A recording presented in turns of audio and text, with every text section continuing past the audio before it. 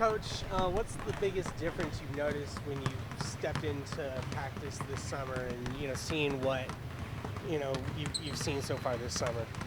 I think we just got a team that's like past teams. It's hard to compare, right? Like we're in a position where our group is just working really hard, and we've always worked really hard. I think Matt Painter has this like great comment at Media Day in October. It's like, I'm going to get up here and tell you everything's great and everyone's working really hard, because nobody's winning, nobody's losing, nobody's complaining about playing time or whatever. But right now it's been fun. I think the biggest thing for us is having an end goal and going to Europe. Having games in Europe, it's not something I've had since I've been here, so our summer has looked different, but I wonder what it would look like if we didn't have games. You know what I'm saying? Like, the opportunity to go over there and play 3 people have put us in a position where we're hungry to learn right now. So it just looked different. How have you had to adjust your coaching as far as the FIBA rules, as far as the ball, and just the difference? Honestly, we've only done that the last week and a half maybe, where we went to the FIBA. The balls, the shot clock, the backcourt. I'll be interested to see how many times we get called for travel, because the game you've got to put the ball on the floor before you move any feet over there, and we got a couple people on our team that like to get going pretty quickly. So I think that first game, I think Ian will probably track a lot of turnovers. But right now, if we're intentional about doing what we're asking them to do, and that's what it's been this summer, then I'll feel like we've made some success. Thanks. Yep. You brought your 4 transfers in. Yeah. You've just seen them on tape mostly, Yeah. other than Ella. But now that you've seen them in person for a couple months, what will they add to this team, and any surprises there? What maybe some of the skill sets that they'll bring? Yeah, Des is a better shooter than I thought she was. I think there she was like the defensive stopper, right? And her assist to turnover ratio was really, really solid. And you watch on tape, she was a great post feeder. But she's been knocking down shots better than I thought she was going to. And her confidence, right? And you look at, her confidence, Reagan, Ella, and Mari,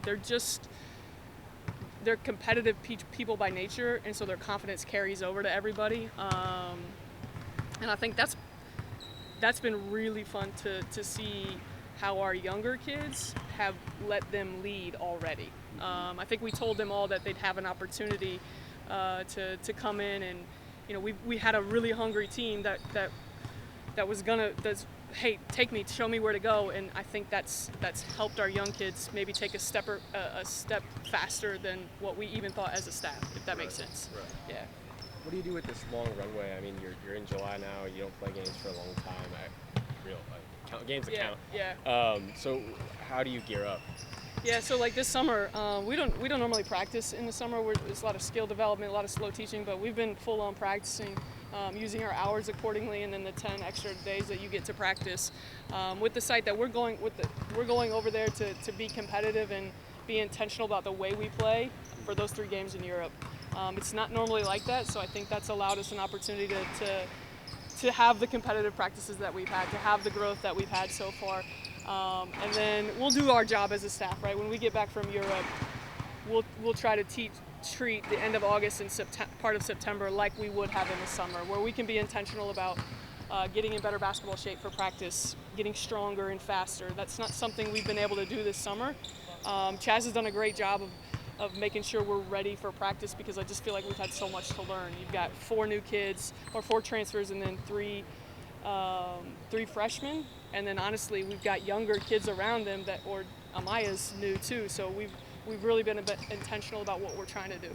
How helpful has it been to have Ella Collier with you, a player that you recruited and now knows your offense, knows your system, and to have her along?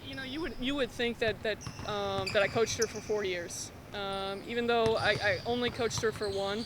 And then she played for a different coach and had a completely different philosophy defensively.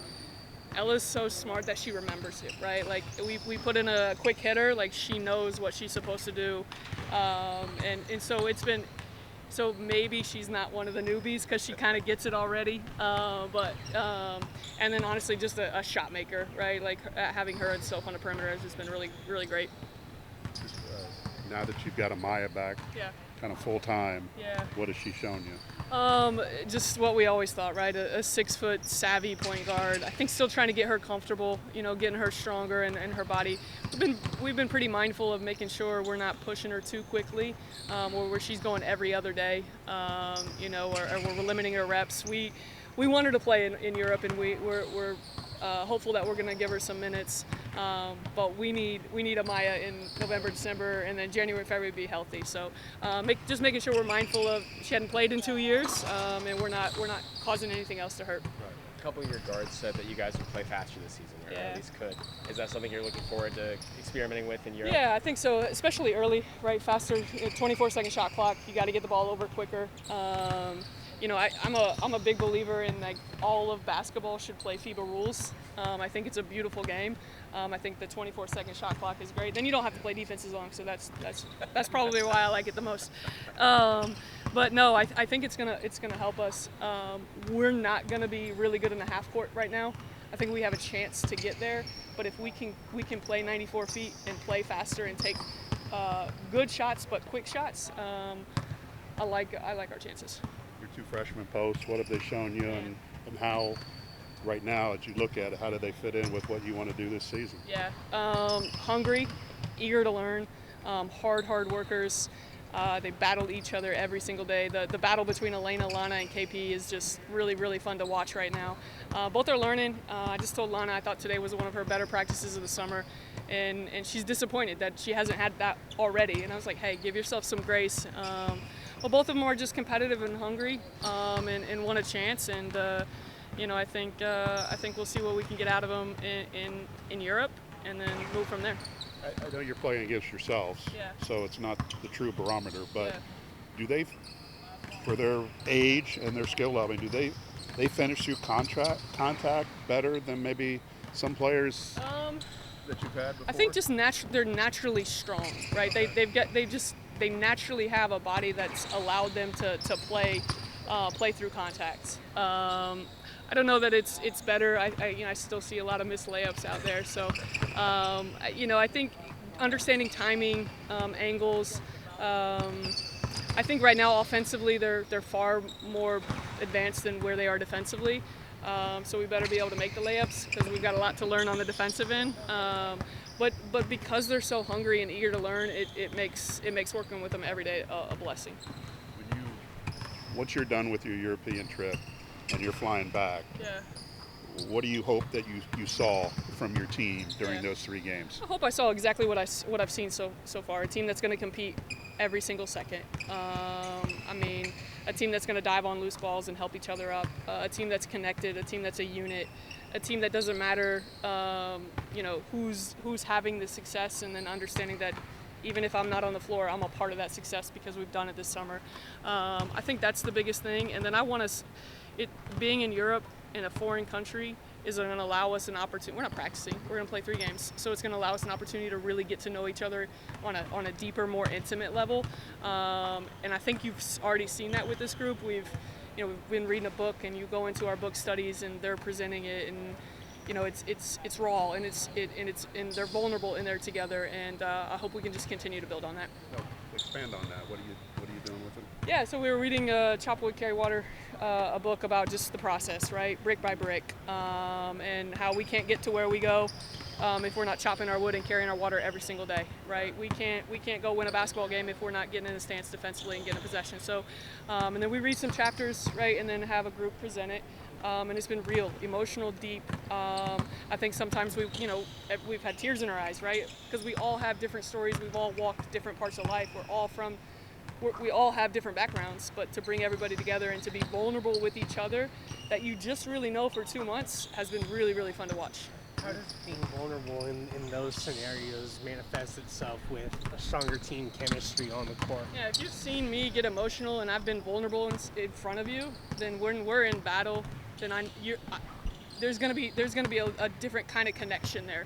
There's gonna be a different kind of competitive, togetherness maybe, and I think that's what we're trying to build. I think Amy's done a great job of doing that. We've done a lot of challenges throughout the summer of, group, we have teams throughout the summer, and so they're working together in that regard too.